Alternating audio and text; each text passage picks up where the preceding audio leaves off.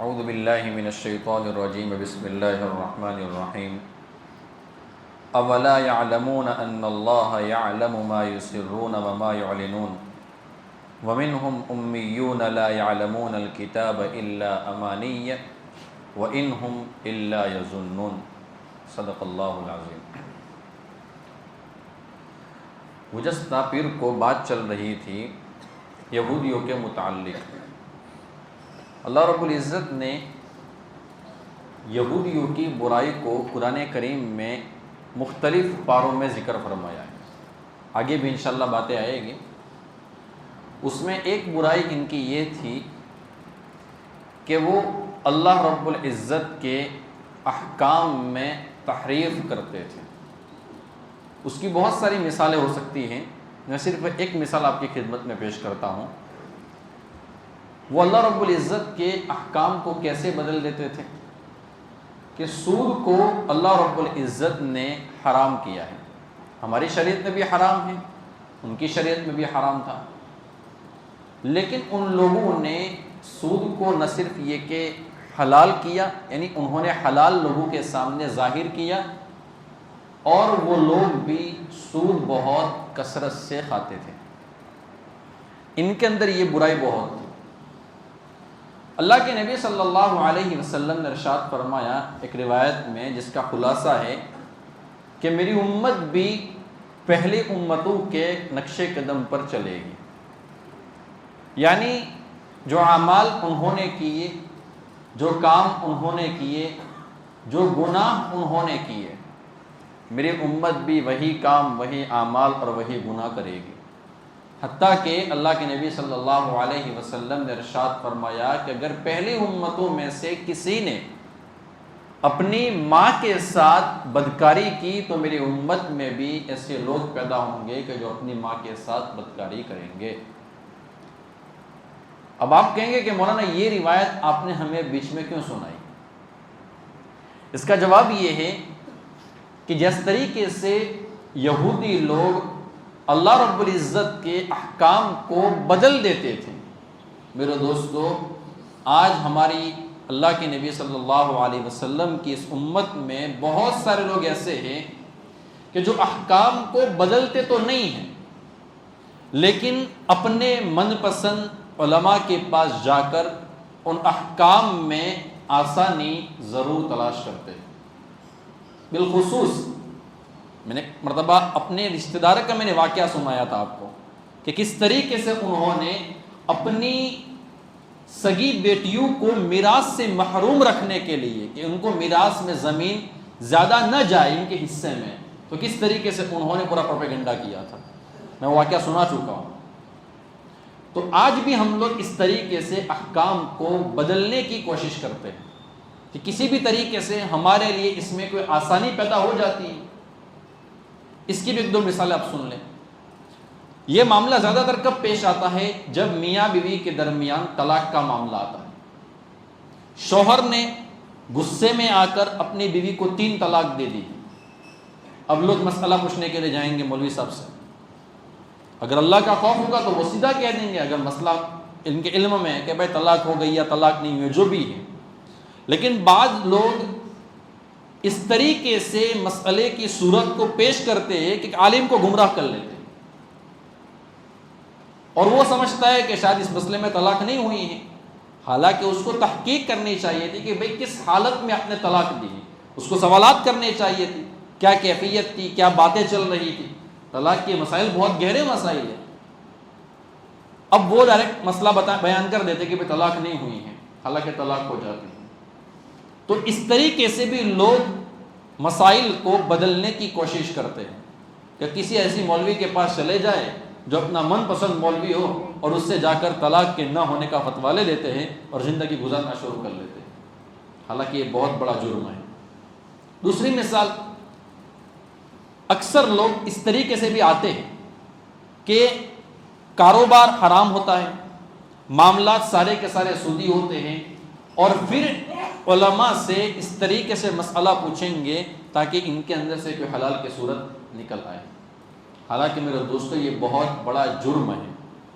میں یہاں پر رکتا ہوں اور ایک دو باتیں مزید آپ کی خدمت میں پہلے پیش کر لوں۔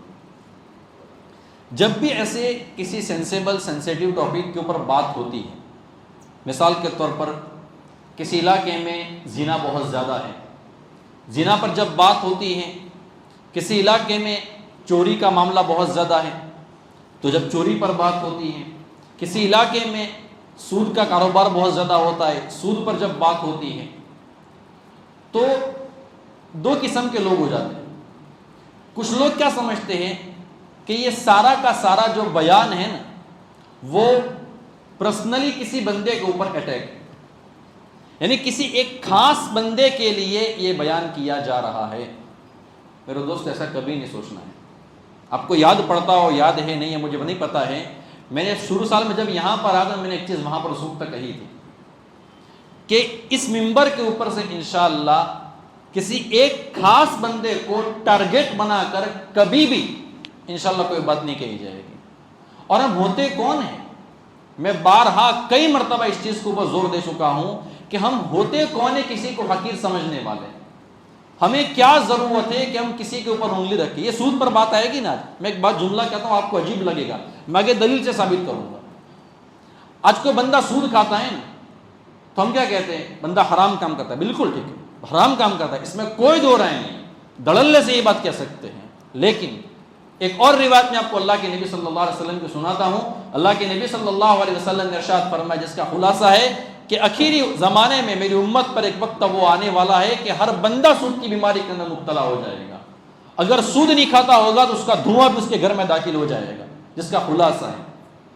اور اگر اس اعتبار اللہ کے نبی صلی اللہ علیہ وسلم کی اس روایت کو دیکھیں نا، نہ میں سود سے بچ سکتا ہوں نہ آپ سود سے بچ سکتے، کوئی نہیں بچا ہوا ہے۔ میں آگے مثال سے سمجھاتا ہوں اور آپ کہیں گے کہ ہاں یہ بالکل ٹھیک ہے۔ فتوے کے اعتبار سے نہیں، تقوی کے اعتبار سے دیکھا جائے تو میں بھی بچا ہوا نہیں، میں بھی دودھ کا دھلا ہوا نہیں، میں بھی پھر تو سود کھاتا ہوں۔ تو کبھی بھی یہ نہیں سمجھنا ہے کہ یہ بیان جو ہو رہا ہے وہ فلاں بندے کے لیے ہو رہا ہے، یہ کبھی نہیں سمجھنا ہے۔ دوسری بات یہ کہ جو بندہ سود کے اندر مبتلا ہو یا کوئی اور گناہ کے اندر مبتلا ہو، یاد رکھیں میرے دوستو، گنہگار سے نفرت نہیں کی جاتی ہے، اس گناہ سے نفرت کی جاتی ہے جس گناہ کے اندر وہ بندہ مبتلا ہوتا ہے۔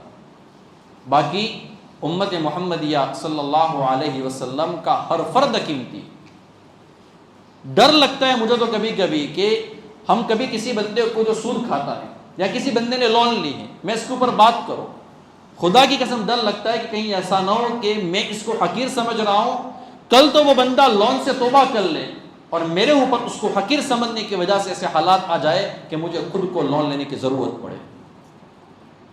کبھی کبھی تو ڈر لگتا ہے کہ وہ بندہ سود کھا رہا ہے، ہم اس کو حقیر سمجھتے ہیں، ڈر لگتا ہے اس بات کا کہ کل جا کر تو وہ توبہ نہ کر لے اور میرے اوپر گناہوں کی نحوست ایسی آ جائے کہ میں خود سود کے اندر مبتلا ہو جاؤں۔ اس لیے کبھی بھی اس طریقے سے نہیں سمجھنے گا۔ اور ایک بات بتاؤں میں آپ کو، ابھی ان دنوں کے اندر تقریباً ہر مسجد کے اندر علماء کرام اسی کے اوپر بات کرتے ہیں۔ میں ایک راز کی بات بتا دیتا ہوں، آپ یہ نہ سمجھنا کہ میں ریاکاری کے لیے، دکھلاوے کے لیے کہتا ہوں۔ خدا کی قسم میرے دل میں آگ لگی، یعنی دل میں ایک درد لگا ہے، اس درد کے ساتھ میں بول رہا ہوں، خدا کے واسطے اس کو سمجھنے کی کوشش کرنا۔ میں آج اس سود کے اوپر بات کرنے والا ہوں نا، اللہ گواہ مسجد میں بیٹھا ہوں، میں نے 2 مرتبہ 2 رکعت نفل نماز پڑھ کر سنترام پور کے لیے دعائیں کی۔ میں نے اللہ سے دعا کی، 2 دعائیں خاص طور پر کی، اے اللہ پورے ہمارے شہر کے اندر جتنے بھی حضرات لون کے اندر مبتلا ہو چکے ہیں، اب نکلنا چاہتے ہیں، ان کے اوپر قرض کا بوجھ چڑھ چکا ہے، اللہ ان کے لیے آسانی کی شکل اور صورتیں پیدا فرما۔ اور دوسری دعا میں نے کی کہ اللہ جتنے بھی لوگ سود کے کاروبار کے اندر مبتلا ہو چکے ہیں، مجھے نہیں پتا ہے، مجھے اپنی مسجد کے اندر یعنی 100% ہر بندے کے نام پتہ نہیں ہے تو کام کیسے پتا ہوں گے، لیکن میں دعا بتا رہا ہوں۔ میں نے دوسری دعا کیا کی کہ اللہ جتنے بھی لوگ سود کے کاروبار کے اندر مبتلا ہو چکے ہیں، اللہ ان کو اپنے گناہ کے اوپر ندامت عطا فرما، توبہ کی توفیق عطا فرما، اور اے اللہ ان کو حرام سے زیادہ حلال اپنی شان کے مطابق عزت والی، عافیت والی، برکت والی روزی عطا فرما۔ اب مجھے آپ سے کچھ چاہیے نہیں، میں یہ بات کیوں کہہ رہا ہوں؟ ہم اپنے اندر امت کا درد پیدا کرے، کب تک ہم لوگوں کے اوپر انگلیاں اٹھاتے رہیں گے؟ ہمارے اندر یہ کب امت کا درد لگے گا؟ امت کی آگ ہمارے دل کے اندر کب لگے گی؟ یہ ہمارے دل کے اندر پیدا ہونی چاہیے۔ اور میں یہی امید کرتا ہوں کہ جتنے بھی علماء کرام ہمارے شہر کے اندر ہیں، اور جن جن علماء کرام نے اپنی مساجد کے اوپر مساجد میں اس عنوان پر بات کی ہوگی وہ بھی اسی طریقے سے دعائیں کرتے ہوں گے، وہ بھی اسی طریقے سے نوافل پڑھتے ہوں گے، اور انہوں نے بھی 100% اخلاص کے ساتھ بیان کیا ہوگا انشاءاللہ، مجھے اس بات کی کبھی امید ہے۔ دوسری بات یہ ہے کہ اگر ہمیں جو ہمارے سنگرام پور کے اندر جو بڑے بڑے حضرات ہیں جن کو اللہ نے ایک رعب دیا ہے، ان کا ایک وقار ہے، ان کا اپنا ایک اسٹیٹس ہے، ان کو بھی چاہیے کہ جو حضرات اس طریقے کی بیماری کے اندر مبتلا ہے، ہم کوشش کریں اپنا کوئی ایسا نظام بنائے کہ ان کو وہاں سے نکالنے کی کوشش کریں۔ یاد رکھنا میرے دوستو، اگر ہم لوگ اپنی زکوٰۃ صحیح طریقے سے ادا کرنے والے ہو جائیں تو شاید ہمارے سنترام پور کے اندر ہم کو کوئی غریب نظر نہیں آئے گا۔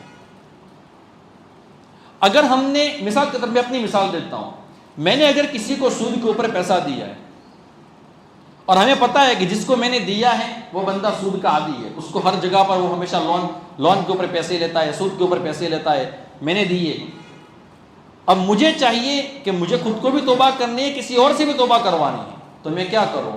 میں اس بندے کو کہوں کہ جو سود کی رقم حرام کی تیرے پاس سے میں لینے والا ہوں نا، میں ایک شرط پر معاف کر دیتا ہوں، اور وہ شرط یہ ہے کہ تو خود آئندہ سود کے اوپر پیسے لینا چھوڑ دے۔ نہ صرف یہ کہ میں خود توبہ کروں بلکہ ہزاروں لوگوں کی توبہ کا ذریعہ بھی میں خود بنوں۔ یہ ہمارے اندر نیتیں ہونی چاہیے، یہ ہمارے اندر حوصلے ہونے چاہیے۔ اور یاد رکھنا میرے دوستوں، میں نام نہیں بتاتا ہوں، ہمارے درمیان اب بھی ایسے لوگ موجود ہیں جو حرام کاروبار کے اندر مبتلا تھے اور اللہ نے ان کو توبہ کی توفیق دی۔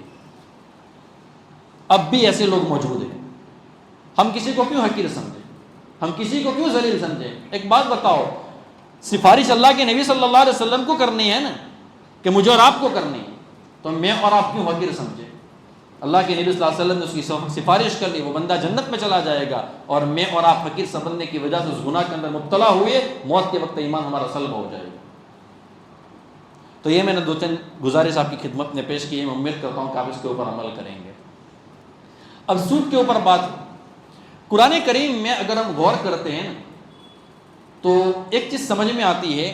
سب سے پہلے میں قرآن کریم کی وہ آیت کریمہ پیش کرتا ہوں جس میں اللہ رب العزت نے سود کے بارے میں سخت الفاظ میں بات بیان کی ہے۔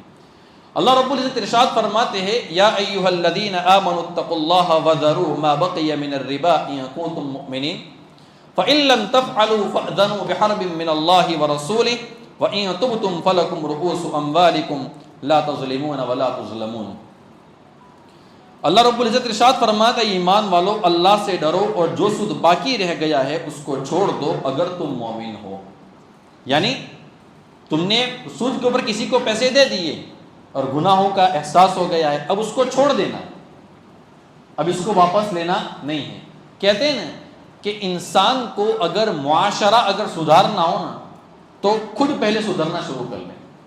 ہم یہ چاہتے ہیں نا کہ ہماری جو سنترام پور ہمارا جو شہر ہے وہ 100% نمازی بن جائے، چاہتے کہ نہیں چاہتے؟ اللہ کے انشاءاللہ بنا دے گا انشاءاللہ۔ اگر ہم چاہتے ہیں کہ 100% نمازی بن جائے تو ہمیں کیا کرنا پڑے گا؟ یہ جو پورا مجمع جو اس وقت یہاں پر بیٹھا ہے وہ ارادہ کر لے کہ میں 100% 5 وقت کی نماز کی پابندی کروں گا۔ باہر کے جو لوگ ہیں ان کو جب اللہ ہدایت دے گا لیکن ان کی وجہ سے کام تو شروع ہو گیا نا۔ مثال کے طور پر ہمارا جو پورا مجمع ہے، مثال کے طور پر ایک ایگزامپل دے رہا ہوں، ہم سب حرام کمائی کر رہے ہیں۔ ہم یہ چاہتے ہیں کہ سنترام پور کے اندر سے پورے حرام کمائی ختم ہو جائے۔ اگر ہم لوگ اتنے عزم کر کے نکل جائیں گے کہ ہم انشاءاللہ حرام کمائی نہیں کریں گے تو اتنے تو سدھر گئے نا۔ اب مسئلہ بات کا ہے، پھر ہر بندہ جب اصلاح کی کوشش کرتا ہے تو شروعات ہمیں اپنے آپ سے کرنی اور دعائیں دوسروں کے لیے کرنی ہے۔ شروعات کس سے کرنی ہے؟ اپنے سے کرنی ہے، اپنے گھر والوں سے کرنی ہے، اور دعائیں سب کے لیے کرنی ہے۔ جب سود کی حرمت کی آیت اللہ رب العزت نے جب نازل فرمائی تو اللہ کے نبی صلی اللہ علیہ وسلم نے شروعات اپنے گھر سے کی تھی، چونکہ پہلے لوگ سود دیتے تھے، اللہ نے حرام کر دیا۔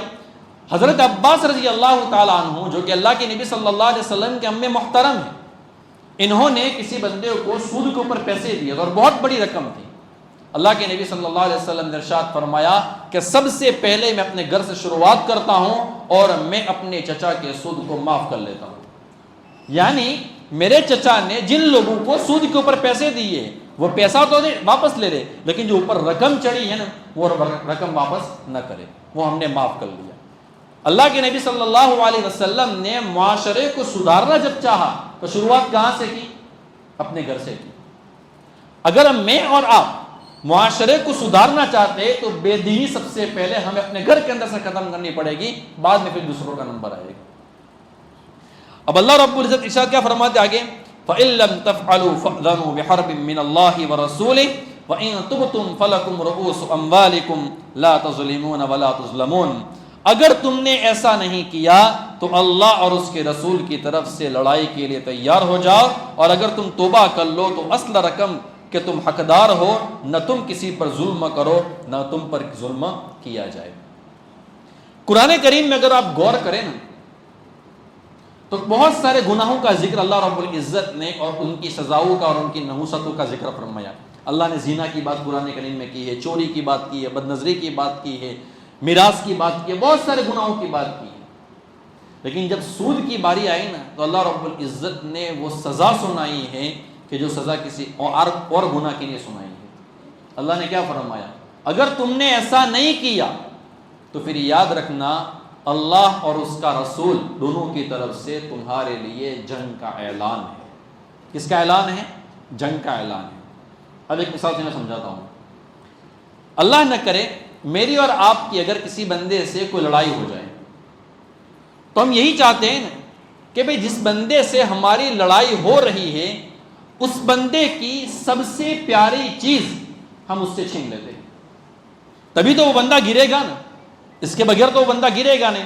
اگر کسی بندے کی سب سے محبوب چیز اس کا مال ہے تو مال کو ختم کرو، اولاد ہے اولاد کو ختم کرو، عزت ہے عزت کے اوپر انگلیاں اٹھاؤ تو بندہ اندر سے ٹوٹ جائے گا۔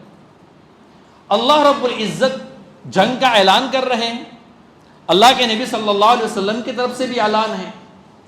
اور یاد رکھو دنیا کے اندر اگر ہماری کسی سے لڑائی ہوتی ہے تو ہمیں یہ امید ہوتی ہے کہ ہو سکتا ہے کہ میں جیت جاؤں، سامنے والا بندہ ہار جائے، چونکہ میں طاقتور ہوں بندہ کمزور ہے۔ اللہ اور اس کے رسول صلی اللہ علیہ وسلم سے بڑا تو کوئی طاقتور ہے نہیں، تو جیتنے کا تو سوال ہی پیدا نہیں ہوتا ہے، یعنی ہار تو فائنل۔ اب لڑائی کی بات تھی، لڑائی کا معاملہ کیا ہے؟ اللہ رب العزت کے دربار میں اللہ کی سب سے محبوب چیز بندوں کی جو ہے نا وہ ایمان ہے۔ خلاصہ کیا ہوا میرے دوستو؟ جو بندہ سود کھاتا ہے اور توبہ نہیں کرتا ہے، اس کے دل کے اندر ندامت نہیں ہے۔ ایک بندہ سود کھاتا ہے لیکن دل میں ندامت ہے، کہ اللہ توبہ کی توفیق عطا فرما دے۔ ایک بندے نے لون لیا ہے، دل میں ندامت ہے، اللہ اس مرتبہ تو نے مجھے چھٹکارا دے دیا، میں آئندہ کبھی لون کے اندر ہاتھ نہیں ڈالوں گا۔ توبہ ہے، گناہ کیا ہے لیکن دل میں ندامت ہے۔ اور ایک بندہ ایسا ہے کہ جو گناہ کرتا ہے توبہ بھی نہیں کرتا ہے، تو اللہ رب العزت کا ارشاد فرماتے ہیں کہ میں تیری سب سے محبوب چیز ایمان کو موت سے پہلے سلب کر لوں گا۔ مولانا محمد نعمان نے اپنی کتاب میں لکھا ہے، آپ دیکھیں گے کہ جتنے بھی لوگ سود کھانے والے ہوتے ہیں اور وہ لوگ توبہ نہیں کرتے ہیں، نام تو مرنے سے پہلے ان کا مسلمانوں میں ہوتا ہے لیکن موت کے وقت اللہ رب العزت ان کا ایمان ختم کر لیتا ہے۔ آپ اندازہ لگائیں میرے دوستو امت کہاں پر ہے؟ اگر ہم امت کے لیے نہیں روئیں گے تو کہیں ایسا نہ ہو کہ اللہ کے نبی صلی اللہ علیہ وسلم میری اور آپ کی قیامت کے میدان میں پکڑ کر لے اور یوں کہہ لے اور یوں پوچھ لے کہ تم نے میرے امتیوں کے بارے میں شکایت تو بہت کی، ان کو حقیر تو بہت سمجھا، میری امت سود کھاتی تھی، تم نے ان کے لیے دعائیں تک نہیں کی، تم نے ان کے لیے اللہ رب العزت سے مانگا تک نہیں، تم نے نہیں مانگا، ان کو توبہ کی توفیق نہیں ملی، آج میرے امتی جہنم میں جا رہے ہیں۔ اگر اللہ کے نبی صلی اللہ علیہ وسلم نے ہم سے پوچھ لیا میرے دوستو تو ہم کیا جواب دیں گے؟ یہ تو ایک چیز ہے، یہ قرآن کریم کی آیت ہے۔ اب احادیث کے اندر اللہ کے نبی صلی اللہ علیہ وسلم نے کتنی سخت باتیں ارشاد فرمائی ہیں۔ الترغیب والترہیب جلد نمبر 3 صفحہ نمبر 3 کی روایت ہے، راوی حدیث حضرت ابو ہریرہ رضی اللہ تعالیٰ عنہ ہیں، وہ فرماتے ہیں کہ اللہ کے نبی صلی اللہ علیہ وسلم نے ارشاد فرمایا، اجتنبوا السبع الموبقات، 7 ایسے گناہ جو ہلاک کرنے والے ہیں ان سے تم اپنے آپ کو بچاؤ۔ پھر اللہ کے نبی صلی اللہ علیہ وسلم نے وہ گناہ بتائے ہیں۔ نمبر 1، صحابہ کرام نے پوچھا، قالوا یا رسول اللہ وما ہن، اے اللہ کے رسول صلی اللہ علیہ وسلم وہ گناہ کون سے ہیں؟ تو اللہ کے نبی نے فرمایا، الشرک باللہ، سب سے پہلا گناہ کون سا ہے؟ شرک۔ آج ہمارے، میں ایک گجراتی کے علاقے کا نام نہیں لیتا ہوں، کاٹھیا واڑہ کا علاقہ ہے، تو اس بندے کی اہلیہ کے اوپر سحر کیا گیا، بہت خطرناک قسم کا سحر، اس نے مجھے اپنے فوٹوز بھی بتائے۔ جب وہ عاملوں کے پاس گیا اور جب معاملہ ٹھیک نہیں ہوا نا، تو وہ غیر مسلم کے جو بوا قسم کے جو لوگ ہوتے، پتہ نہیں یہاں پر کیا کہتے ہیں، جو ان کے علاج وغیرہ کرتے ہیں، وہ بندہ ان کے پاس بھی گیا ہے۔ اب ایمان سے بتاؤ کہ اس کا ایمان کیسے بچا ہوگا؟ ختم ہو گیا نا۔ اب شرک کے اندر تو خود مبتلا ہو گیا، اور اب بھی اگر وہ رونا روتا ہے کہ میرے حالات نہیں بدلتے ہیں، میرے حالات نہیں بدلتے، کہاں سے حالات بدلیں گے؟ تو خود بیٹا مسلمان اسلام سے نکل گیا ہے، تیری بیوی اسلام سے نکل گئی ہے، ٹھیک ہے حالات ہیں، لیکن حالات کو دور کرنے کے لیے اسلام کا سہارا لینا چاہیے نا، ہمیں غیروں کے پاس کیوں جانا ہے؟ تو یہ ہے الشرک باللہ۔ پھر اللہ کے نبی صلی اللہ علیہ وسلم نے دوسرا گناہ کون سا بتایا؟ والسحر، جادو۔ آج امت میں میرے دوستو یہ گناہ بھی بہت عام ہو گیا ہے، ذرا سی کسی سے کوئی دشمنی ہو گئی، فوراً کسی غیر کے پاس جاتے اور جادو کروا کر اس بندے کو حالات کے اندر مبتلا کر دیتے ہیں، اور خود کے ایمان کا سودا کر کے وہاں سے آتے ہیں۔ اور اگر یعنی سحر سے بچنا چاہتے ہیں آپ تو قل اعوذ اللہ احد، سورہ فلق اور سورہ ناس، قرآن کریم کے آخری 3 سورتیں، فجر اور مغرب کے بعد 3 مرتبہ آپ پڑھے، اور باقی جو نمازیں ظہر، عصر اور عشاء، ان 3 نمازوں کے بعد 1 مرتبہ آپ پڑھے۔ اللہ رب العزت نے چاہا تو کسی قسم کا کوئی جادو آپ پر اثر نہیں کرے گا انشاءاللہ۔ تیسرا گناہ اللہ کے نبی صلی اللہ علیہ وسلم نے فرمایا وقتل النفس التي حرم اللہ الا بالحق، کسی بندے کو ناحق قتل کر دینا، مرڈر کر دینا بغیر کسی قصور کے، شریعت نے اور اللہ نے جس کو حرام کر دیا اس بندے کو قتل کر دینا۔ وَأَكْلُ الرِّبَا، ہلاک کرنے والا گناہ ایک اور کون سا ہے؟ چوتھا گناہ سود کا کھانا۔ وَأَكْلُ مَالِ الْيَتِيمِ، کسی یتیم کا مال کھا لینا۔ وَالتَّوَلِّ يَوْمَ الزَّحْفِ، میدان جنگ کے اندر پیٹھ پھیر کر بھاگ جانا۔ وَقَذْفُ الْمُحْصَنَاتِ الْغَافِلَاتِ الْمُؤْمِنَاتِ، اور کسی پاک دامن عورت کے اوپر تہمت لگانا زنا کی۔ یہ 7 گناہ ہیں جس سے اللہ کے نبی صلی اللہ علیہ وسلم نے امت کو آگاہ کیا ہے۔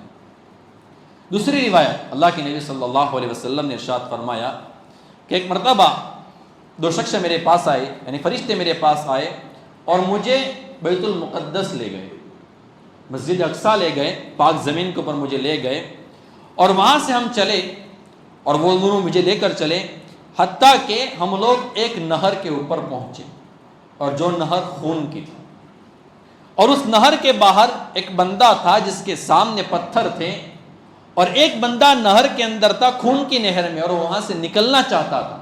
جب وہ نکلنا چاہتا تھا تو باہر والا بندہ جس کے سامنے پتھر پڑے تھے وہ پتھر اس کے چہرے کے اوپر مارتا تھا۔ جب اللہ کے نبی صلی اللہ علیہ وسلم نے یہ عذاب دیکھا نا، تو اللہ کے نبی صلی اللہ علیہ وسلم نے پوچھا جبرائیل سے کہ جبرائیل یہ کون ہے؟ ان کو ما ھذا الذی رأیتہ فی النہر، یہ بندہ کون ہے جس کو نہر میں اس طریقے سے عذاب ہو رہا ہے؟ تو حضرت جبرائیل علیہ السلام نے 2 فرشتے تھے، انہوں نے بتایا کہ یا رسول اللہ یہ سود کھانے والے لوگ ہیں، یعنی اس طریقے سے ان کو عذاب ہو رہا ہے۔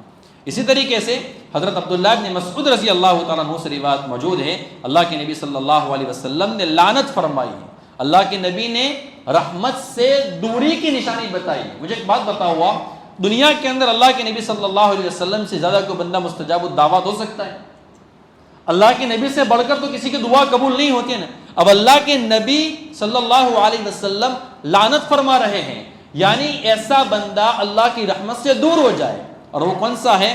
آکل الربا و مکلہ، سود کھانے والا اور سود کھلانے والا۔ اللہ کے نبی صلی اللہ علیہ وسلم نے لعنت فرمائی ہے۔ کچھ روایت مسجد میں آپ کی خدمت میں پیش کرو۔ حضرت ابو ہریرہ رضی اللہ تعالیٰ عنہ راوی حدیث ہے، وہ فرماتے ہیں اللہ کے نبی صلی اللہ علیہ وسلم سے روایت ہے، اربع حق علی اللہ الا یدخلہم الجنۃ، یعنی اللہ رب العزت کے اوپر حق ہے کہ 4 قسم کے لوگوں کو جنت میں اللہ تبارک و تعالیٰ داخل نہیں کریں گے، ولا یذیقہم نعیمہا، اور نہیں تو جنت کی نعمتیں اللہ ان کو چکھائے گا۔ نمبر 1 آکل الربا، سود کھانے والا۔ نمبر 2 وآکل مال الیتیم بغیر حق، بغیر حق کے یتیم کا مال کھانے والا۔ اور نمبر 3 ایک رہ گیا مدمن الخمر، شراب کا عادی۔ آج ہمارے معاشرے کے اندر جو نوجوان جو لڑکے ہیں نا، وہ شراب کے نشے کے اندر بہہ چکے ہیں، اور یہ ایسا نشہ ہے نا جس کے اندر انسان کا سب کچھ برباد ہو جاتا ہے، سب کچھ ختم ہو جاتا ہے۔ اور چوتھا گن اللہ کے نبی صلی اللہ علیہ وسلم نے کیا فرمایا؟ وَالْعَاقُّ لِوَالِدَيْهِ، اپنے والدین کا نافرمان۔ اس پر بھی انشاءاللہ بات آئے گی اور بڑے زبردست واقعات آگے انشاءاللہ آنے والے ہیں۔ ایک اور روایت حضرت عبداللہ ابن مسعود رضی اللہ تعالیٰ عنہ سے ہے، وہ فرماتے ہیں الربا 73 بابا، سود کے 73 دروازے ہیں، اور سب سے ہلکا یعنی سب سے چھوٹا سود کا جو گناہ ہے وہ کون سا ہے؟ کس کے برابر ہے؟ ان ينكح الرجل امه، یعنی انسان اپنی ماں سے زنا کرے۔ میں اور آپ کبھی خواب میں بھی سوچ سکتے ہیں کہ اپنی والدہ سے زنا کریں؟ کبھی خواب میں بھی ہم نہیں سوچ سکتے ہیں نا۔ سود کھانے والا اس سے بھی بڑا مجرم ہے کہ جو انسان اپنی ماں سے زنا کرتا ہے۔ اسی طریقے سے حضرت عبداللہ ابن سلام رضی اللہ تعالی عنہ سے روایت موجود ہے، الدرہم، اللہ کے نبی صلی اللہ علیہ وسلم نے فرمایا الدرہم یصیبہ الرجل من الربا اعظم عند اللہ من 33 زنیۃ یزنیہا فی الاسلام، کہ سود کا 1 درہم کھانا یہ اتنا بڑا ہے کہ گویا کہ کسی نے حالت اسلام میں 33 مرتبہ زنا کیا ہو۔ 33 مرتبہ کسی نے زنا کیا ہو تو وہ کتنا بڑا جرم ہو جائے گا۔ اسی طریقے سے قرآن کریم میں بھی اللہ رب العزت نے جو سود کھانے والے لوگ ہوں گے اور توبہ نہیں کریں گے اور بغیر توبہ کے مر جائیں گے اور اللہ نے ان کی مغفرت نہیں کی، تو ان کو سزا کیا ملے گی کہ میدان محشر میں جب یہ لوگ اٹھیں گے تو اس طریقے سے اٹھیں گے کہ گویا کہ ان کو شیطان نے اور ناپاک جنات نے چھو لیا ہو، مجنون ہونے کی حالت میں اور بکواس کرتے ہوئے اٹھیں گے۔ کیوں؟ وجہ کیا ہے؟ اللہ رب العزت کی قرآن کریم کی آیت میں ہم غور کریں اور احادیث میں اگر ہم دیکھیں نا تو اللہ نے یہ نہیں فرمایا کہ بے ہوشی کی حالت میں اٹھے گا، اس لیے کہ بے ہوش بندے کو اگر سزا دی جاتی ہے نا تو اس کو تکلیف نہیں ہوتی، اس کو تکلیف دی جائے تو اس کو احساس نہیں ہوتا ہے۔ یہ لوگ مجنون ہونے کی حالت میں بکواس کرتے ہوئے میدان محشر میں سب کے سامنے اٹھیں گے اور ٹھیک سے کھڑے بھی نہیں ہو پائیں گے، اور سب لوگوں کو دیکھیں گے اور ان کو اس عذاب کا احساس بھی ہوگا۔ کیوں؟ اس لیے کہ دنیا کے اندر یہ لوگ مال کی لالچ میں اتنے مست ہو چکے تھے اور اتنے پاگل ہو چکے تھے کہ ان کو کسی غریب کے اوپر دیا بھی نہیں آئی تھی۔ اس لیے دیکھنا آپ جو لوگ بھی سود کھاتے ہیں یا میں اور آپ اگر اس طریقے سے گناہ کرتے ہیں تو اکثر جو سود کھانے والے لوگ ہوتے ہیں ان کا جو دل ہوتا ہے وہ بڑا سخت ہوتا ہے۔ مولانا محمد نعمان فرماتے ہیں اس اعتبار سے کہ ان کے پاس بندہ قرض لینے کے لیے کب جاتا ہے؟ جب بندے کو مجبوری ہوتی ہے۔ میرے پاس کوئی بندہ قرض لینے کے لیے آیا ہے کہ مولانا مجھے 10,000 روپے قرضہ دے دو، اب مجبور ہے، اس کے پاس اور کوئی چارہ نہیں ہے، اب میں اس کو یوں کہتا ہوں کہ 10,000 میں قرضہ تو دوں گا لیکن جب تو مجھے دینے کے لیے آئے گا نا تو 15,000 روپے تو مجھے دے گا، تو میرا دل کتنا سخت ہوگا کہ اس کی مجبوری کا میں فائدہ اٹھا رہا ہوں، تو دل بہت سخت ہو چکا ہے۔ اسی طریقے سے اللہ کے نبی صلی اللہ علیہ وسلم کی ایک روایت میں یہ ہے، یہی روایت ہے اور جس میں اللہ کے نبی صلی اللہ علیہ وسلم نے فرمایا کہ سود کا جو سب سے بڑا گناہ ہے اس میں یہ بھی ہے کہ کسی مسلمان کی آبرو ریزی کرنا۔ یہ گناہ بھی ہمارے اندر میں اور دوستوں بہت عام ہو چکا ہے۔ ہم ہر مرتبہ کسی کو ذلیل کرنے کی، کسی کو رسوا کرنے کی، کسی کی ٹوپی اچھالنے کی، کسی کی پگڑی اچھالنے کی، پتہ نہیں ہم اسی طریقے سے اپنے گناہوں کے اندر مست رہتے ہیں۔ پھر اللہ کے نبی صلی اللہ علیہ وسلم نے ارشاد فرمایا، حضرت عبداللہ ابن عباس رضی اللہ تعالیٰ عنہ راوی ہے، وہ فرماتے کہ اللہ کے نبی صلی اللہ علیہ وسلم نے فرمایا ہے اذا ظہر الزنا فی قریۃ فقد احلوا بانفسہم عذاب اللہ، کہ جس بستی کے اندر زنا عام ہو جاتا ہے تو وہ لوگ اللہ رب العزت کے عذاب کو اپنے اوپر حلال کر دیتے ہیں۔ زنا اور سود یہ جو دو گناہ ہیں وہ جب ان کے اوپر ان کے اندر عام ہو جاتے ہیں نا تو وہ لوگ اللہ رب العزت کے عذاب کو دعوت دیتے ہیں۔ اب ایک اور روایت آپ کی خدمت میں پیش کر لوں۔ اللہ کے نبی صلی اللہ علیہ وسلم نے ارشاد فرمایا کہ معراج کی رات میں جب میں 7ویں آسمان کے اوپر گیا تو میں نے کچھ لوگوں کو دیکھا کہ ان کے جو پیٹ تھے نا وہ بڑے بڑے مکانوں کے مانند تھے اور ان کے پیٹوں کے اندر سانپ چل رہے تھے، اندر سانپ چل رہے تھے، اور وہ لوگ آل فرعون کے نقش قدم پر چلتے تھے۔ آل فرعون اور فرعون وہ لوگ آج بھی یہ دعا کرتے ہیں، کیا دعا کرتے ہیں؟ ربنا لا تقیم الساعۃ ابدا، اے اللہ قیامت کبھی قائم مت کرنا، ابھی ہمیں یہ عذاب ہو رہا ہے، قیامت کے بعد تو ہمیں پتہ نہیں کیسا عذاب ہوگا۔ تو یہ لوگ بھی اس طریقے سے دعا کرتے کہ اللہ قیامت کبھی مت لانا، جن کو اللہ کے نبی صلی اللہ علیہ وسلم نے دیکھا کہ ان کے پیٹ بہت بڑے بڑے ہیں اور ان کے پیٹوں کے اندر سانپ چل رہا ہے، تو اللہ کے نبی صلی اللہ علیہ وسلم نے جب پوچھا کہ یا جبرائیل من ہؤلاء، جبرائیل یہ کون لوگ ہیں، تو اللہ کے نبی صلی اللہ علیہ وسلم سے حضرت جبرائیل علیہ السلام نے فرمایا ہؤلاء اکلۃ الربا من امتک، اللہ اکبر، یا رسول اللہ یہ آپ کی امت کے سود کھانے والے لوگ ہیں، لا یقومون الا کما یقوم الذی یتخبطہ الشیطان من المس، یہ لوگ بھی میدان محشر میں جب اٹھیں گے تو اس طریقے سے اٹھیں گے گویا کہ کوئی عاصف زدہ انسان، اور وہ انسان جس کو شیطان نے چھو لیا ہو، اس طریقے سے یہ لوگ اٹھیں گے۔ کتنی سخت بات اللہ کے نبی صلی اللہ علیہ وسلم نے اس گناہ کے بارے میں ارشاد فرمائی ہے۔ آگے انشاءاللہ واقعات آئیں گے، میں بیان کروں گا۔ اب 2-4 واقعات میں آپ کی خدمت میں پیش کر لیتا ہوں کہ جو بندہ اس گناہ کے اندر مبتلا ہوتا ہے، توبہ نہیں کرتا ہے، اس کو ندامت نہیں ہوتی ہے اور اسی گناہ کے اوپر اس کی موت ہو جاتی ہے، تو پھر قبر کے عذاب کے اندر بندے کو بھگتنا پڑتا ہے، قبر کے عذاب کے اندر بندے کو مبتلا ہونا پڑتا ہے۔ ایک کتاب ہے الزواجر عن اقتراف القبائل، اس کتاب میں یہ واقعہ موجود ہے۔ علامہ ابن حجر حیثمی رحمۃ اللہ علیہ فرماتے ہیں کہ عبداللہ ابن مدینی رحمۃ اللہ علیہ کے دوست کے حوالے سے انہوں نے ایک واقعہ نقل کیا ہے۔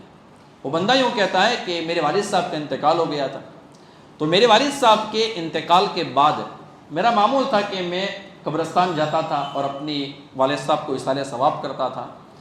ایک مرتبہ رمضان المبارک کے آخری عشرے میں اسی طریقے سے فجر کی نماز پڑھنے کے بعد فوراً چلا گیا تھا۔ عام طور پر رمضان میں فجر کی جو اذان ہوتی ہے وہ جلدی ہو جاتی ہے تو اندھیرا ہوتا ہے، تو میں اندھیرے میں چلا گیا تھا۔ میں اصالہ ثواب اپنی والد صاحب کی قبر کے اوپر کر رہا تھا کہ اچانک میں نے دیکھا کہ کسی قبر سے کراہنے کی آواز آ رہی ہے، کوئی بندہ آہ اس طریقے سے کرتا ہو نا، تو اس طریقے سے آواز آ رہی تھی۔ میں نے جب جا کر ایک قبر کو دیکھا نا تو اس کے اوپر چونا وغیرہ لگا ہوا تھا، اور جب میں وہاں پر گیا تو دیکھا کہ یار اس قبر سے آواز آ رہی ہے۔ تو اسی دوران قبرستان سے باہر ایک بندہ وہاں سے جا رہا تھا، تو میں نے اس کو بلایا، اور بلا کر کہا کہ یعنی بندہ کون ہے؟ تو اس نے کہا کہ یہ تو ایسا بندہ ہے کہ جو عبادت بہت زیادہ کیا کرتا تھا، لوگوں سے بات چیت بہت کم کیا کرتا تھا، بہت اچھا انسان تھا، فلاں ہے، اس نے اچھی نیکیاں گنوائی۔ تو پھر میں نے سوچا کہ یار پھر اس قبر سے اس طریقے سے آواز کیوں آتی ہے؟ میں گھر پر گیا اور جا کر میں نے حالات کا جائزہ لیا تو پتہ چلا کہ وہ انسان تھا جو سود خور تھا۔ کبھی کبھی اللہ رب العزت عذاب قبر لوگوں کو بتا بھی دیتے ہیں۔ ہمارے گاؤں کے قریب کیسر پورا کر کے گاؤں ہے جہاں کا مولانا عمر صاحب ہے، اس گاؤں کے اندر کافی عرصہ ہو گیا، ایک مرتبہ ایک رافضی ایک شیعہ لڑکی کا انتقال ہو گیا تھا، تو اس کی قبر کو کھود رہے تھے، تو اچانک دوسری قبر کھل گئی، تو اندر سے اتنی گرم ہوا نکلی تھی اور گرم آگ قسم کی چیز نکلی تھی نا کہ قبرستان سے لوگ بھاگ گئے تھے، اور آج بھی اس واقعے کے گواہ ابھی بھی موجود ہیں۔ یہ دور کی بات نہیں کرتا ہوں، یہ پہلے زمانے کی بات نہیں کرتا ہوں، یہ ابھی کے واقعات ہیں، ہمارے گاؤں کے قریب کے واقعات ہیں۔ کتابوں میں ایک واقعہ لکھا ہے کہ دونوں لڑکے تھے، مدرسے میں پڑھتے تھے، تو مدرسے میں بچوں کی عادت ہوتی ہے کہ عصر بعد تفریح کرنے کے لیے گھومنے کے لیے نکلتے، قبرستان میں کبھی چلے گئے، تو قبرستان میں گئے تو ایک مردہ تھا، پاؤں اس کے کھلے ہوئے تھے اور ایک بچھو تھا جو ڈنک مار رہا تھا، کبھی داہنے کبھی بائیں، داہنے پر مارے تو داہنا اونچا کر لے، تو بائیں پر آئے تو بایاں اونچا کر لے، اس طریقے سے کرتا رہتا تھا۔ اب لڑکے ہوتے، شرارت ان کو سوجی، تو انہوں نے اس پتھر یعنی جو بچھو تھا اس کو پتھر مارا، وہ وہاں سے باہر نکلا اور وہ ان دونوں کے پیچھے پڑا۔ اتفاق دیکھیں کہ آگے 2 راستے جاتے تھے، ایک راستہ گاؤں میں جاتا تھا، ایک راستہ نہر کے اوپر جاتا تھا۔ نہر کے راستے کے اوپر وہ لڑکا چلا گیا جس نے پتھر مارا تھا، وہ بندہ نہر جب آئے تو اس نے اسے چھلانگ لگا دی، اس بچھو نے، جہنم کا بچھو ہوگا نا، اس نے ڈنگ ماری، پورے نہر کے اندر آگ لگ گیا اور بندہ مر گیا۔ پھر گاؤں والوں کو پتہ چلا، وہ لوگ آئے، اصالہ ثواب کیا، اور پھر اس طریقے سے اللہ رب العزت نے عذاب کو ہٹایا۔ میں کبھی دہلی کا بھی ایک واقعہ انشاءاللہ کبھی سناؤں گا کہ کس طریقے سے واقعہ پیش آیا تھا۔ اسی طریقے سے ایک واقعہ مزید میں آپ کی خدمت میں پیش کر لوں، یہ پڑوس ملک کا واقعہ ہے۔ ایک ڈاکٹر صاحب کے حوالے سے یہ واقعہ لکھا گیا ہے کہ کوئی اونچی پوسٹ کے اوپر موجود تھے، تو ملتان کے ایک قبرستان کے اندر ایک مرتبہ کورٹ کی طرف سے آرڈر آیا کہ بھئی فلاں قبر کو کھولنا ہے۔ اصل میں ایک بندہ تھا جو 20 سال سعودی عرب کے اندر رہا، حافظ قرآن تھا، اس نے حج کیا ہوا تھا، حاجی بھی تھا، اپنے ملک میں آیا، اور ملک میں آنے کے بعد اس نے سودی کاروبار شروع کر لیا، انتقال ہو گیا۔ تو اس کی جو پہلی بیوی تھی ان کو یہ لگا کہ ہمارے شوہر کو اور ہمارے والد صاحب کو زہر دے کر مارا گیا، تو کہا کہ ہمیں قبر کھولنی ہے۔ تو گورنمنٹ کی طرف سے پوری کارروائی کی گئی، اور کارروائی کرنے کے بعد جو ڈاکٹر بلوچ کر کے ہے وہ خود فرماتے کہ میں اس قبر کشائی کے اندر موجود تھا جب قبر کھولی جا رہی تھی، اور وہاں کا جو سول جج تھا وہ بھی وہاں پر موجود تھا۔ تو ہم نے جب قبر کھولی نا تو عجیب منظر دیکھا۔ وہ منظر ہم نے کیا دیکھا کہ کفن تو صحیح سلامت ہے، جب کفن کو کھول کر دیکھا نا تو اندر جو میت تھی نا وہ پوری راکھ بن چکی تھی، ہڈیاں باقی تھی، اور جب ہم نے ہڈیوں کو دھیان سے دیکھا تو ہر ہڈی کے اندر الگ الگ رنگ کے الگ الگ قسم کے بچھو تھے جنہوں نے اپنا ڈنک اندر ان کو گھسا دیا تھا، اور عذاب ہو رہا تھا۔ کیوں عذاب ہو رہا تھا؟ کہ وہ انسان سود کھاتا تھا۔ اس لیے میرے دوستوں ہمیں بہت ڈرنے کی ضرورت ہے، بہت ڈرنے کی ضرورت ہے۔ اس لیے مولانا محمد نعمان نے اپنی کتاب میں لکھا ہے کہ جو سود کھانے والے لوگ ہوتے ہیں نا، بعض مرتبہ ان کو سزا یہ ملتی ہے کہ اللہ رب العزت ان کو ان کی اولاد کی مصیبت میں تڑپاتا ہے۔ اولاد کبھی گنگی پیدا ہوتی ہے، کبھی بہری پیدا ہوتی ہے، کبھی اندھی پیدا ہوتی ہے، اولاد کو کبھی کوئی بھیانک بیماری ہو جاتی ہے۔ ایک علاقے کی بات کر رہا ہوں میں نام نہیں لیتا ہوں، دور کا علاقہ ہے، کاٹھیا واڑ کا علاقہ ہے۔ تو وہاں پر ایک بہت بڑا انسان ہے، بہت بڑا مالدار ہے، کئی ہزاروں کروڑوں کی اس کی پراپرٹی ہوگی، اور ڈون قسم کا بندہ ہے، لیکن اللہ نے حرام کام کیا نا، اس نے لوگوں کو ظلماً ستایا ہے، لوگوں کے پاس سے پیسے وصول کیے، اور مسلمان بھی، یہ بھی یاد رکھ لینا۔ اللہ نے اس کو کیسی تکلیف دی؟ اس کا لڑکا پیدا ہوا، اور قدرتی طور پر اللہ رب العزت نے لڑکے کو استنجا کا جو ہول آتا ہے نا اس سے اس کو محروم رکھا، استنجا کا ہول ہی نہیں دیا۔ مالدار باپ کا لڑکا ہے، اللہ نے اس سے محروم کر لیا۔ اب وہ بندہ اپنی تھیلی کو لے کر گھومتا ہے اور اس کے اندر وہ ٹوائلٹ کرتا ہے۔ کبھی کبھی بندے کو یہ سزا ملتی ہے۔ کبھی کیا ہوتا ہے کہ بندے کو گھریلو حالات کے اندر اللہ مبتلا کر دیتا ہے۔ کبھی اولاد صحیح پیدا نہیں ہوتی، اگر صحیح پیدا ہو گئی تو نکاح نہیں ہوتا ہے، نکاح ہو جاتا ہے تو میاں بیوی میں اتفاق نہیں رہتا ہے، میاں بیوی میں اتفاق رہتا ہے تو اولاد نہیں ہوتی ہے، اولاد ہوتی ہے تو اولاد بے عقل پیدا ہوتی ہے، اندھی گونگی پیدا ہوتی ہے۔ اس طریقے سے اللہ رب العزت عذاب دیتا ہے۔ کیوں؟ اس لیے کہ بندے کو اپنے اوپر کوئی مصیبت آتی ہے نا، وہ بندے کو اتنی تکلیف نہیں دیتی ہے جتنی اپنی اولادوں کو مصیبت آتی ہے۔ تو اپنی اولاد کی مصیبت کو دیکھ کر بندے کو جتنی تکلیف ہوتی ہے نا، کسی اور مصیبت سے اتنی تکلیف نہیں ہوتی ہے۔ آپ دیکھ لو یہاں پر جتنے بھی بیٹھے تقریباً سب صاحب اولاد ہیں۔ ہم پر کچھ حالات آتے ہیں نا، ہم چپ چاپ سہ جاتے ہیں۔ ہمارا چھوٹا سا بچہ اگر رات کو کراہتا ہے نا، ہماری نیند اڑ جاتی ہے۔ کیوں؟ اولاد کی تکلیف دیکھی نہیں جاتی ہے۔ جب بندہ ایسے گناہ کے اندر مبتلا ہوتا ہے تو اللہ اولادوں کو تکلیف میں مبتلا دے کر بندے کو اس طریقے سے تڑپاتا ہے۔ اس لیے میرے دوستوں ہمیں توبہ کرنی ہے۔ اب میں ایک مثال میں نے بتایا تھا، میں نے کہا شروع میں کہ سود تو میں اور آپ سب کھاتے اگر تقوی کے اعتبار سے دیکھا جائے۔ مثال کے طور پر میں نے کسی کو، ہم میں سے ہر بندے کو یہ تجربہ ہوا ہوگا کہ ہم نے کبھی نہ کبھی کسی بندے کو ایسے ہی قرض کے طور پر پیسے دیے ہوں گے۔ کسی نے 10,000، کسی نے 20,000، کسی نے 25,000۔ مثال کے طور پر میں نے 25,000 روپے کسی کو قرض کے طور پر دے دیے۔ اب کبھی کبھی اس بندے کی مجھے کچھ ضرورت پیش آئی، بندہ میرے پاس سے پیسے لگ گیا، یا اس بندے کی کوئی دکان ہے اور مجھے اس کو کرائے سے لینی ہے لیکن کرایہ سستا کروا دینا ہے۔ اب میں کیا کہوں گا کہ بھائی تیری دکان مجھے کرائے کے اوپر لینی ہے۔ اب وہ بندہ قرض تو میرے پاس سے لے گیا ہے، اب وہ میرے احسان کے نیچے دبا ہوا ہے۔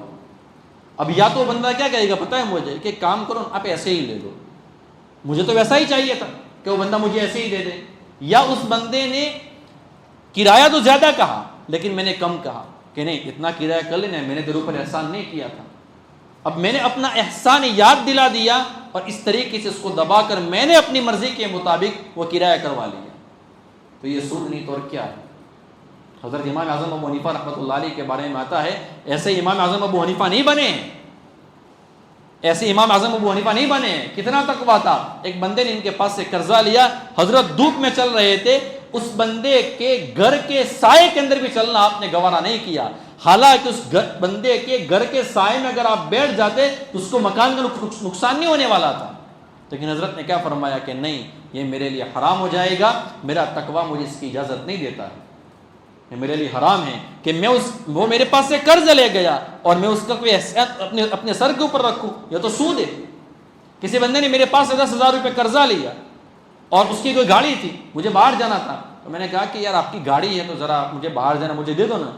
اب اس بندے کو بیچارہ کو نہیں دینی تھی, تو میں نے کیا کہ اب اس نے کہا کہ یار اس نے مجھے قرضہ دیا نا, مجھے کچھ سنائے گا, دو بندوں کے بیچ میں, تو اس نے اپنی چابی مجھے دے دی. میں نے سارا سب کچھ گھمایا اور اپنی مرضی کے مطابق اس گاڑی کو چلایا. تو میں نے اپنے جو اوپر میں نے اس کو قرض دیا ہے, اس قرض کے بدلے میں نے اس سے میں نے فائدہ اٹھایا ہے, احسان کے نیچے دبایا اور میں نے اس کو چوس لیا. تو یہ سود نہیں ہے. اگر اس اعتبار سے میرے دوستوں دیکھا جائے نا, تو میں اور آپ کہیں نہ کہیں کسی نہ کسی طرح سود کے اندر مبتلا ہے.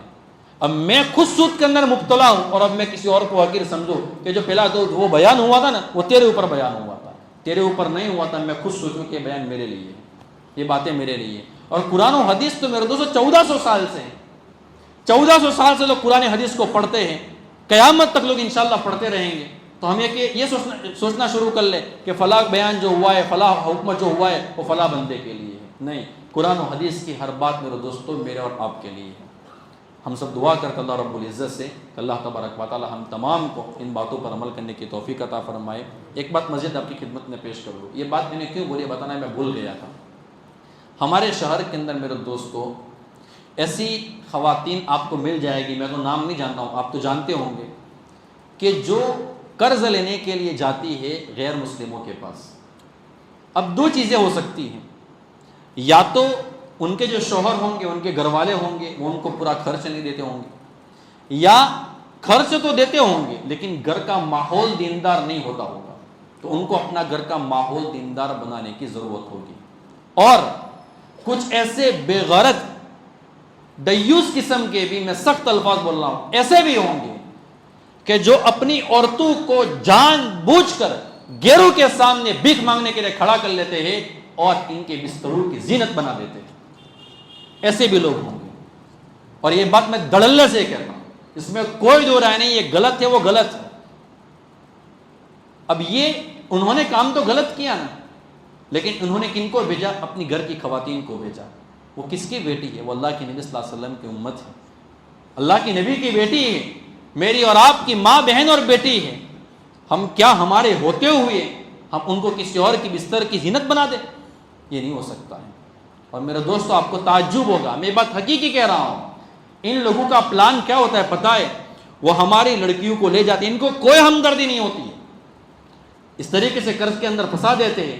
وہ جب ہفتہ مس کر جاتی ہے تو ان کو کیا کہا جاتا ہے کہ تم ہمارے ساتھ راتیں گزار لو, اور اس کے بعد ان کی ویڈیوز بنائی جاتی ہے اور اس ویڈیوز کو پورن ویب کے اوپر شیئر کیا جاتا ہے, اور اس کے ذریعے سے وہ لوگ پیسے کماتے ہیں. ہم نہیں روئیں گے تو کب میرے دوستوں ہمارے اندر ہوش آئے گا؟ اس لیے ہمیں اس کا احساس پیدا کرنا ہے, اپنی گھر کی خواتین کو بتانا ہے, اور اپنی گھر کی خواتین کے ذریعے سے ان خواتین تک یہ باتیں پہنچانی ہے کہ تم کیا کر رہی ہو. میرے دوستو مر جانا گوارا کرنے کا, لیکن کبھی بھی اللہ رب العزت اس گناہ کے اندر کسی کو مبتلا نہ کرے. اب یہ نہیں سوچنے کا کہ وہ سنی خیال کیے, وہ جماعتی خیال کیے. اس میں سنی اور جماعتی کہاں سے آ گیا؟ جو ہے وہ ہماری بیٹی ہے نا, ہے تو مسلمان نا, اختلاف ہمارا ہو سکتا ہے لیکن ہے تو میری بہن, ہے تو میری بیٹی, ہے تو میری ماں نا. تو اگر ہم ان کے اوپر رحم نہیں کریں گے, ہم ان کے اوپر دیا نہیں کریں گے, تو میرے دوستو کون دیا کرے گا؟ ایک مسئلہ بھی میں آپ کی خدمت میں پیش کر لوں, اور یہ مسئلہ اکثر نوجوان حضرات کو پیش زیادہ آتا, لوگ پوچھتے بھی ہیں. اس سود کے متعلق ہے, شریعت نے کتنا حساسیت کے ساتھ اس چیز کو لیا ہے. کریڈٹ کارڈ استعمال کرنا یہ کیسا ہے؟ مولانا عبدالحفیظ صاحب کے گاؤں کے مولانا ہے مفتی زبیر صاحب, بڑے جید عالم ہے, جید مفتی ہے, میں اکثر ان سے رجوع کرتا ہوں. میں نے ایک مرتبہ ان سے مسئلہ پوچھا تھا, تو یاد رکھ کے انہوں نے مجھے بتایا تھا کہ اس وقت ہندوستان کے اندر میرے دوستوں کریڈٹ کارڈ کا استعمال کرنا جائز نہیں ہے. اس وقت کی بات کر رہا ہوں, کیوں؟ آگے جب پیپر کرنسی جب ختم ہو جائے گی, اور یاد رکھنا یہ بھی یہودیوں کی سازشوں میں سے ایک سازش ہے کہ دھیرے دھیرے کرتے کرتے یہ لوگ پیپر کرنسی کو ختم کر لیں گے. یعنی روپیہ, پیسہ, ڈالر, پاؤنڈ, یوروز جو بھی ہے وہ ہمارے ہاتھ میں نہیں ہوگا, جو بھی ہوگا وہ آن لائن ہوگا. اس وقت وہ جو علماء کرام وہ فتویٰ دیں گے وہ نمبر 2 کی بات ہے, لیکن اس وقت ہمارے ہاتھ میں پیپر کرنسی موجود ہے, ہمارے لیے کریڈٹ کارڈ کا استعمال کرنا جائز نہیں. کیوں؟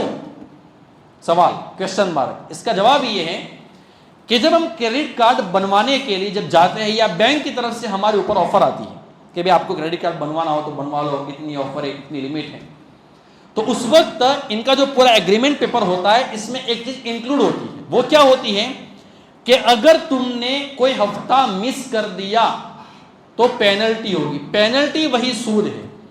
اب آپ کہیں گے کہ مولانا اگر ہم ہفتہ مس نہ کریں تو بھی ناجائز ہے. کیوں؟ اس لیے کہ جو ایگریمنٹ پیپر جو ہم نے سائن کیا ہے اس کے اندر سود کا ذکر آیا، اور جس پیپر پر سود کا ذکر بھی آ جائے گا تو وہ چیز حرام ہو جاتی ہے. سمجھ میں آ رہی بات؟ وہاں پر پیپر پر وہ چیز انکلوڈ ہو گئی نا کہ بھئی اگر آپ نے نہیں بھرا تو پینلٹی لگے گی. اب بھریں گے نہیں بھریں گے وہ نمبر 2 کی بات ہے، لیکن یہاں پر اس کا ذکر آ گیا، اس کا نام آ گیا، تو اس نام کے آنے کی وجہ سے کریڈٹ کارڈ کا استعمال کرنا ناجائز ہو جاتا ہے. اب میں نے یہ مسئلہ بتا دیا ہے، میں نے جس مفتی صاحب سے رجوع کر لیا ان کا بھی میں نے نام بتا دیا ہے. اگر پھر بھی کسی بندے کو کوئی شک ہو تو کسی معتبر مفتی سے رجوع کر لیں، وہ آپ کو بتا دے گا. اللہ رب العزت ہم سب کو عمل کرنے کی توفیق عطا فرمائے. سبحان اللہ.